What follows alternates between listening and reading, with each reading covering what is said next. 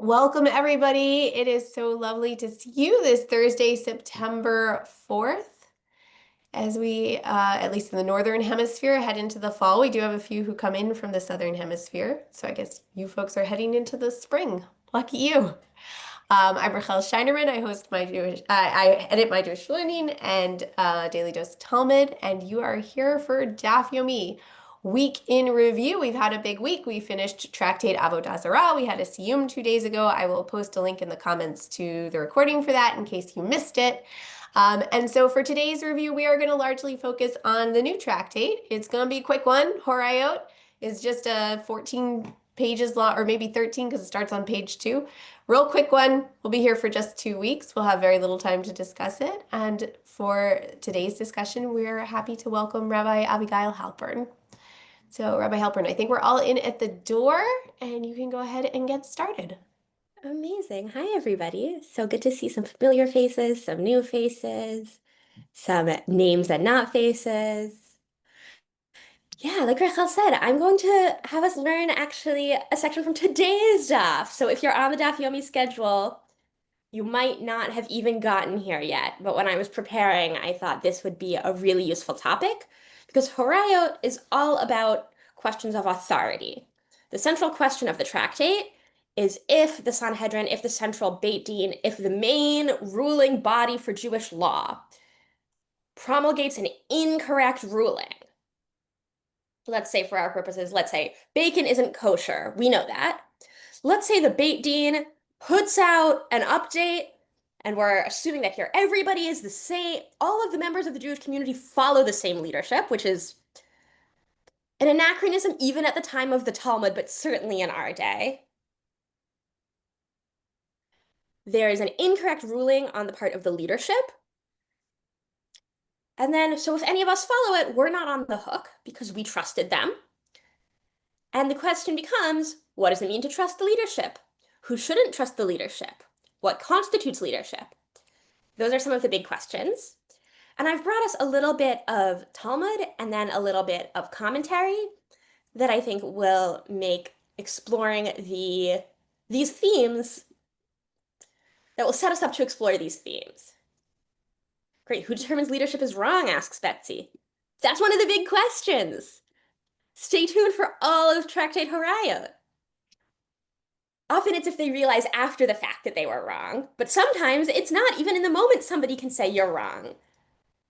And what if they don't get listened to? Good thing we have it has no modern relevance. There are no problems with any leadership anywhere today. All right, my friends. So I'm going to go ahead and share my screen. I'm also about to pop a link in the chat for this source sheet if you prefer to do that. There we go. Share screen. There we go. Okay. And I'm just going to note that because of this, I can now not see all of your faces. So if you have something you'd like to say out loud, by all means, put it in the chat, but also please feel free to use the raise hand button because that will pop it to the top of my screen so I can see you. Okay. So this is 2B. So this is the second page of today's daf. Today's page, second side. It's a little preview if you are a person who learns the full daf and you do it. I'm an evening person, so I'm ahead of the game already for myself to be looking at this now. Okay. And I'm going to read this for us. So we're citing the Mishnah. And if one of the judges knew that they erred, i.e., it's a full court of 70 judges, one of them knew that they were making an incorrect ruling, or if there was a student and he's qualified to issue halachic rulings. And that's the Mishnah. So if anybody on the court or proximate to the court knew that the court was wrong, that sort of invalidates their ruling from the beginning, and the court is in some ways not on the hook for an incorrect ruling because it was obviously incorrect. And the question is, that the Gemara is asking, which I think is the really juicy bit, is why do I need two cases? Why do I need to say if a judge knew or if a student who's qualified to rule knew. What is the distinction between those two cases? The Gemara hates redundancy. It's always going to ask about the Mishnah, about the Tanakh, about the Bible. It seems like there's an extra word here. It seems like there's an unnecessary phrase here. So it must be that there's some specific thing that we can learn from this seemingly extra phrase. I'm really enjoying the conversation in the chat about bacon. I personally think that tempeh bacon is the yummiest of the non-meat fake bacons. Yeah, Sharna, I think that your point about malpractice is pretty accurate. It's some of the same questions. Okay. So, right, why do I need two cases? Asks the Gemara. Isn't a judge and a qualified student the same kind of person? Rava answers, Rava said it was necessary to state both. Actually, no, the mission needs to specify two cases, as it may enter your mind to say that this statement, that a person is liable for following the ruling of the Beit Din if they are a judge or a student who's qualified to rule, i.e., they are on this level. They themselves are qualified to make the determinations and are not reasonably relying on the expertise because they are also experts. It might enter your mind to say that this statement, that he is liable, applies only to specifically to one who is learned and analytical, two categories, knows stuff and makes judgments about stuff. And we're going to dive into those two categories in a second. But you might think that a person who is learned but not analytical, no, they're off the hook. I.e., you might think that someone who knows a lot of stuff but isn't quite ready to evaluate and apply wouldn't be on the hook because they don't have that second level. And that's why we have that's why the Mishnah specifies both a judge, someone who is sort of fully ready to analyze cases, and a student who's fit to rule but is not yet a judge. So, which is to say that if you follow the Beit Din that if you follow the incorrect ruling of the Beit Din, and you are either a judge who is parenthetically learned and analytical, or you are a student fit to rule who is only learned but not analytical, you might think, oh, the latter isn't on the hook. So we have both cases to teach that no, even if you're just learned, quote unquote, you are on the hook. Yeah, Lynn, you're right. There is no jury in the Talmud. It is all judges. It is a panel of judges. And it is in some ways determined by majority. So we have some similar themes, but not entirely. Okay, what is learned and analytical? I'm going to invite some folks to unmute. If I just told you that these are rabbinic judges, let's say a rabbi could be learned, can be just learned, or learned and analytical. What are those two categories for you? How would you interpret them? Folks are not empowered to unmute, but they can raise Oh, their hands. I always forget that. Thank you, Rachel. Please raise your hand if you It want to. keeps things a little Yeah. from bursting into chaos. Oh, As absolutely. often happens in Talmud class. If there's not chaos, is it Talmud class?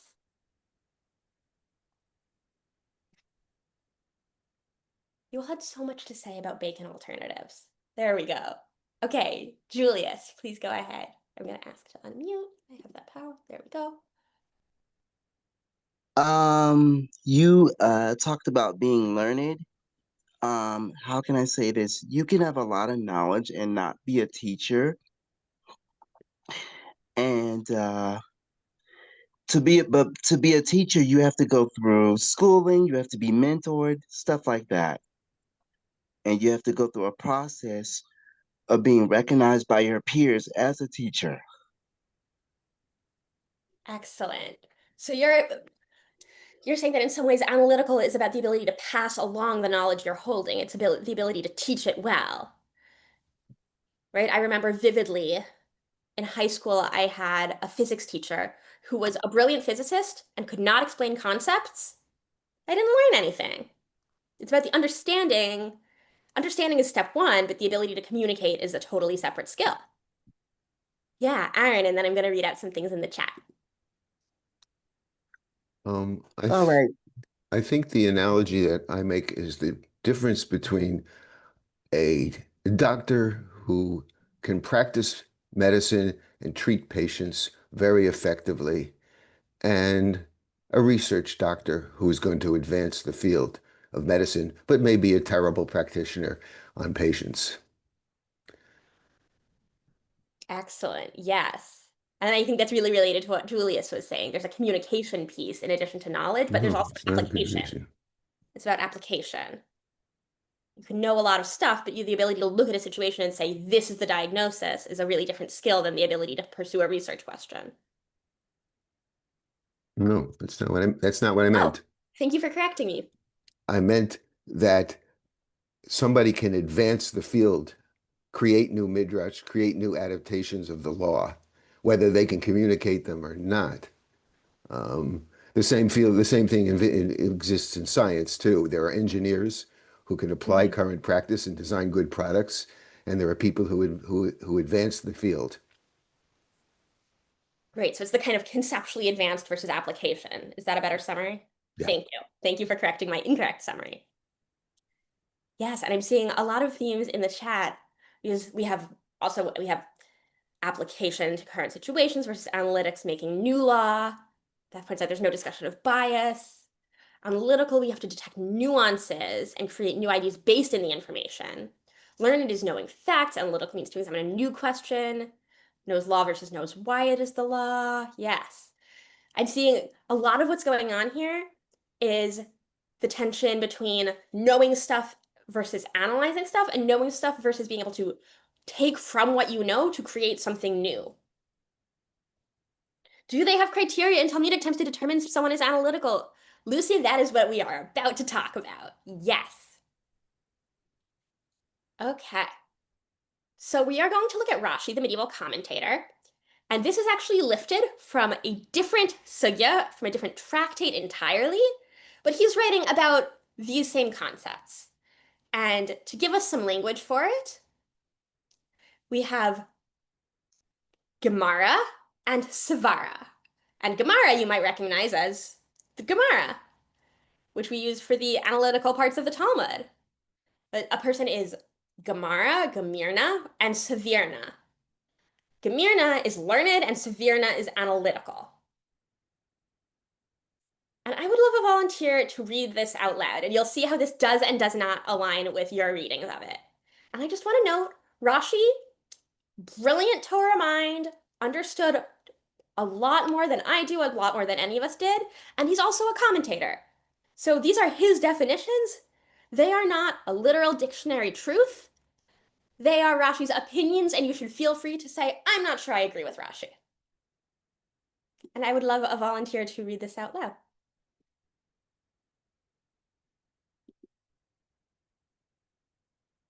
Laura, thank you. So Rashi, learned, the plain meaning of the Mishnayot as they are written, as one learns from their teacher and their teacher from their teacher. Great. So this is especially having to do with preserving the chain of transmission, right? Someone who's accurate and can remember the content. Okay, and then analytical. Mara, Svara, excuse me. Analytical, to stand upon the fundamental principles of the Mishnah. Why is this impure and this pure, this forbidden and this permitted, and what each idea is baked on, and which biblical source, and this is the Talmud that existed. That should say based on, my apologies. Based on, okay, I was, what each idea is based on, and which biblical source, and this is the Talmud that existed in the time of the Tanaim. And to understand one thing from within, another thing, and to understand one thing from within another thing, when a new case arose within the Beit Midrash, where to learn about this from, and which Mishnah is similar to it. That's all I see. Is there more? Excellent. No, that is it. Thank Okay. you. Thank you. Thank you so much, Laura. Okay. So Rashi is combining two of the concepts that came up when we were discussing. First, it's understanding the basic principles, understanding not just I've memorized that X thing. I know that bacon is not kosher. and that an apple is kosher. But it's understanding the why. And then once you understand the why, you can apply those principles to new cases. That's one thing. And then the other thing is comparison, right? To understand one thing from within another thing when a new case arose within the Beit Midrash, where to learn about this from and which Mishnah is similar to it. A lot of rabbinic work, when there's something new that arises in the world, is saying, what is this most similar to? And so how can we figure out what the most parallel cases are to figure out what to do? A good example, right? Electricity, as used by humans, has not always existed.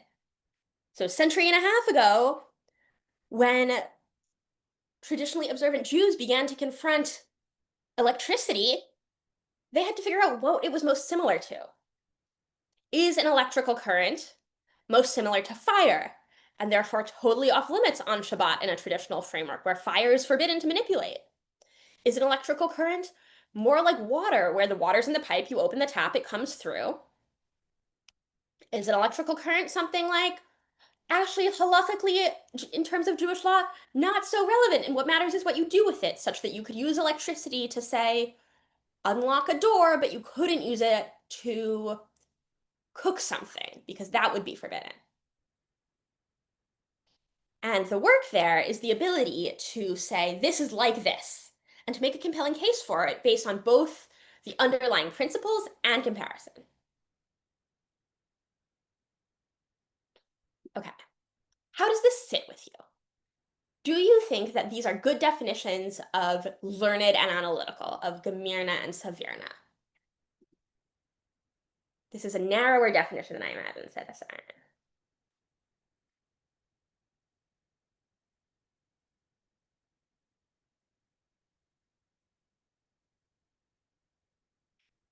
It's a very specific skill set that they're offering us. Right? We might have thought that it's a dispositional thing. But here we have, here's when the Talmud can make his or her own judgments, right? The ability to do independent thinking and not necessarily require a teacher. Yeah, the ability to communicate one's knowledge or analysis is included here. Might be missing some creativity. Does Savirna imply flexibility, Josh? That is a great question. Yeah, Aaron, I want to hear from you. Sorry to dominate the conversation, but I think the ultimate example of an analyst was Einstein. Everybody thought time was a constant. Rather, everybody thought time was a constant until he came along and said it wasn't. And that was new knowledge. Great. And it's new knowledge based on like having a better understanding of the underlying things going on, and then being able to theorize based on that. No, just new knowledge based on the data that he saw in the world. Right, using the data that he's getting, that he can find, and then creating from there. That says it runs a bit counter to the modern elevation of generalists. Right, we're talking, the good judge who is analytical is very, very rooted in deep knowledge of Jewish law and Jewish text. Right, we might say, I might have thought that learned is someone who knows a lot of Jewish material, and analytical is someone who can apply it to the real world, who knows science and medicine and philosophy. No, that's not what it's saying. Okay, we're going to look at one interpretation of Gemirna and Savirna that I find fascinating and provocative and very helpful. And I think this will be a helpful grounding as we move through this short Masechet, through this short tractate of Horayot, in thinking about whose authority do we trust? What is our own relationship to authority when it comes to Judaism? What is the point of our Torah learning? This comes from the Queer Yeshiva Svara. They have a very specific learning methodology that involves going very slowly and understanding the root of every word. And one of the key lexicons in their Beit Midrash, in their learning space, is the concept of Gemirna versus Savirna. And what are those two kinds of knowledge or approaches? And Lynn, I really appreciate what you're saying in the chat, right?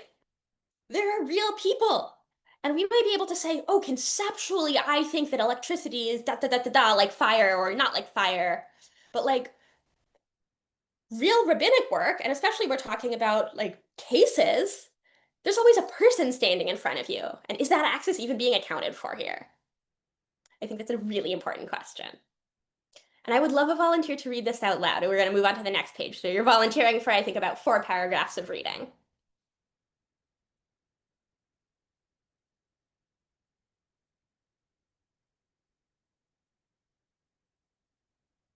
Oh, no, you've got 2 hands. Beth, I'm going to call on you because we already heard Laura's voice. Thank you for both volunteering.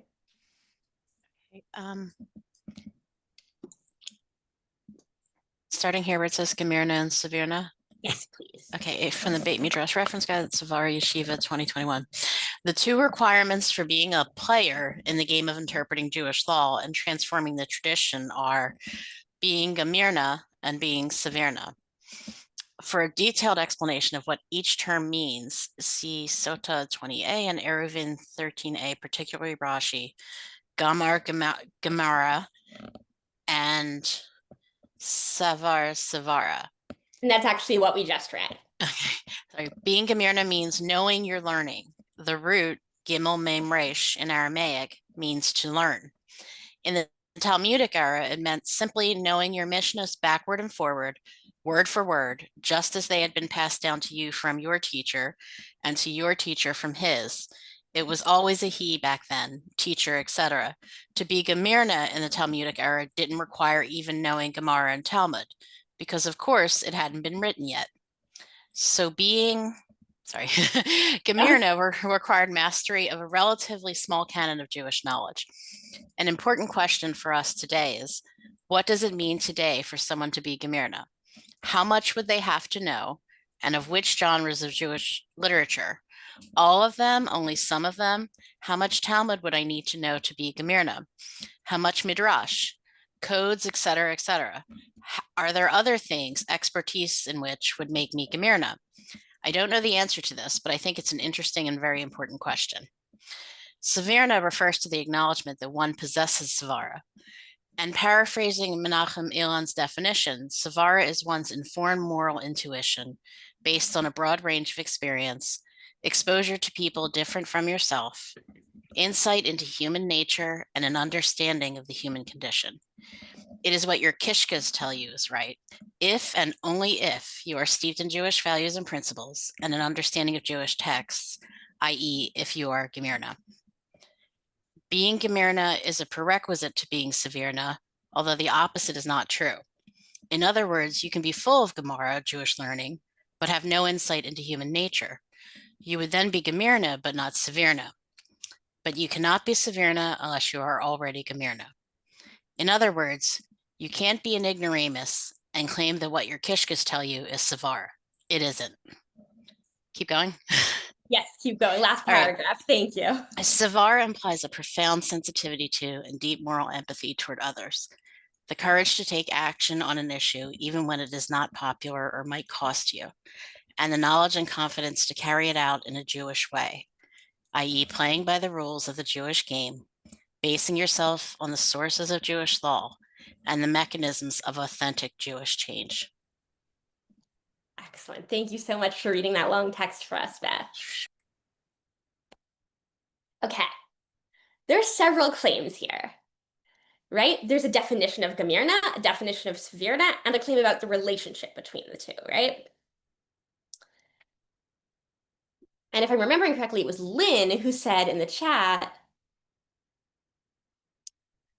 that we were missing the human component. Here, this is bringing in the human component. How does this land with you all? How do these definitions of Gemirna and Sevirna sit with you, as opposed to or alongside Rashi's definitions?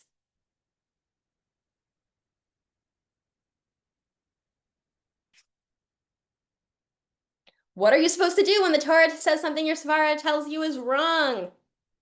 Yes, that is a key question. In our last 5 minutes, I'm sure we will solve that completely. But yeah, how should Gemirna and Sevirna interact? right? How does being rooted deeply in Jewish text and Jewish tradition in Torah inform our moral intuitions? Elisa says this is more complete. Saul says the level of generality without examples isn't helpful. Yeah, Julius, please.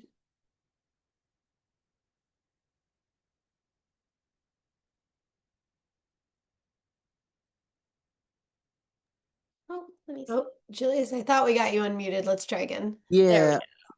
I mean, this whole conversation is interesting. And yes, I do eat bacon, but it's turkey bacon. I'm just learning a lot here. I really appreciate what you guys are doing here. And that's all I have to say. Thank you for sharing that. I really appreciate all of you and all of your insights. Yeah, Josh, here we are imposing our modern liberal sensibility to it. That's a good question, right? What is the, you're asking really a huge, huge question about what does it mean to read Torah and read Talmud? And what is, right? The way I tend to think about it is less are we imposing our modern sensibility and more Turkey how bacon. are we putting our own values, our own experiences, our own knowledge that we haven't always, how are we putting that in conversation with the text in a way that lets the text maintain its integrity, right? We don't want to say the text is saying something it's not saying, but the text is there to be in conversation with us. Paul, I like what you're saying about, right? Access to facts is easier than ever, and analysis, and that makes analysis and the skill of application much more important, or at least increasingly relevant and important. Yes, and we're at this question of how can Torah teaching be wrong? That's going to be a question that I encourage you to hold in mind as we're moving through this tractate, because what kind of error is the Beit Din making? And what kind of error is it that right, what is it that a random Jewish layperson, what is the level of error that a Jewish layperson could see a ruling about and believe that the ruling was accurate and reasonably be not on the hook because they were following the experts, right? In some ways, bacon is actually a really bad example because imagine that if you go to a conservative or Orthodox synagogue where you have a kind of standard around kashrut observance. Imagine you walk in one day and the rabbi gets up on the bima from the pulpit and says, our synagogue policy is that we now have bacon every Friday night as part of services. I would guess that most of the people in the room would say, what are you talking about? That's wrong. Because there are some things that we don't actually need a high level of analysis to know are basics of Jewish law. But for something like, this is very in the weeds, but if the rabbi were to say, oh, certain kinds of cheese that I had said weren't permitted in the synagogue kitchen, now I think are. Most of us don't have the nitty gritty to evaluate whether that's wrong or right, and we rely on people with that kind of expertise. Yes, Bob, we even have different judges of what's kosher sometimes. Exactly. And I think we're really part of what's going to be an anachronism in a way that I think is really interesting and generative in this tractate is the tractate assumes that there is one standard of Jewish observance that everyone is agreeing with or aligned with. And I want to close by saying one of the beautiful things about Judaism today is that is not the case. And that we're confronting the world that the rabbis are constructing in this tractate is one where they theoretically have absolute authority and everyone takes them seriously. And that's not the world we live in. Even just within movements, there are differences. And so as we move through, I want you to keep in mind, how do we give people authority? And what kinds of knowledge do we see as being our primary, what kinds of knowledge give people authority and what kinds of knowledge don't? And what kinds of knowledge do we need to pursue for ourselves and evaluate and use our own skills of analysis and both intellectual and moral judgment? And it's my hope that learning Talmud can help us curate those skills and cultivate those skills. I'm going to wrap us up here. Okay, thank you for a really thoughtful introduction to a short but important and unique tractate that we will not have a whole lot of time to study, but that forms a really interesting, I think, end to our study of Nizikin, of damages and courts. This idea of lingering on what it means to be learned and what happens when a court makes errors. This acknowledgement that courts do make errors and how to fix them, who's responsible, all that stuff. We will continue forward tomorrow morning in your inbox, and we will meet again in this space in a week to explore more in Horayot. And I posted in the chat a link to the Siyum that we had earlier this week in case you missed it. Oh, and unfortunately I've closed my browser, so I'm not gonna post that again right this minute, but it'll also be at the bottom of your emails for a couple of days. So check there for that. And I wish everybody a Shabbat Shalom, and we will talk to you soon. Thank you, Rabbi Halperin.